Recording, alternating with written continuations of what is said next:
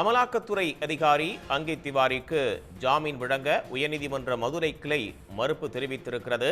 விவரங்களை வழங்குவதற்காக செய்தியாளர் ரஃபீக் இணைகிறார். ரஃபீக், என்னென்ன விவரங்களை குறிப்பிட்டு ஜாமீன் கோரப்பட்டிருந்து கூடுதல் விவரங்கள்? நிச்சயமாக மதுரை மண்டல அமலாக்கத்துறை அதிகாரியாக பணிபுரிந்தவர் அங்கித் திவாரி.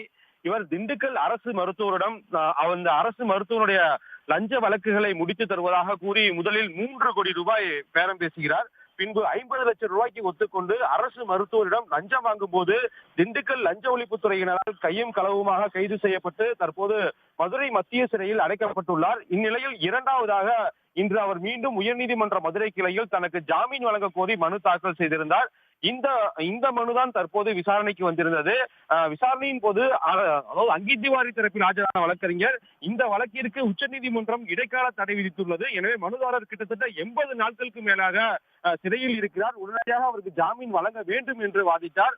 ஆனால் அரசு தரப்பில் ஆஜரான கூடுதல் குற்றவியல் வழக்கறிஞர் திருவடிக்குமார் ஆஜராகி உச்சநீதிமன்றம் இந்த வழக்கிற்கு இடைக்கால தடை மட்டுமே விதிக்கப்பட்டுள்ளது. வழக்கு விசாரணை உச்சநீதிமன்றத்தில் மார்ச் 11ஆம் தேதி மீண்டும் விசாரணைக்கு வருகிறது.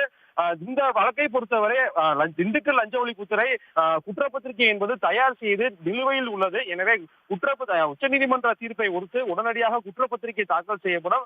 அதுவரை ஜாமீன் வழங்கக்கூடாது. அவ்வாறு ஜாமீன் வழங்கினால் இந்த சாட்சியங்கள் கலைக்க நேரிடும் என கடுமையாக எதிர்ப்பு தெரிவித்தார். அதனைத் தொடர்ந்து அங்கித் திவாரி தரப்பில் இடைக்கால ஜாமீன் கேட்கப்பட்டது. ஆனால் அதனை ஏற்க மறுத்த நீதிபதி உச்சநீதிமன்ற வழக்கு 11ஆம் தேதி வருகிறது. எனவே மார்ச் 12ஆம் தேதிக்கு இந்த வழக்கை ஒத்திவைப்பு, அன்று உச்சநீதிமன்ற தீர்ப்பை பொறுத்து தீர்ப்பு வழங்கப்படும் என்று கூறி வழக்கு விசாரணை ஒத்திவைக்கப்பட்டுள்ளது.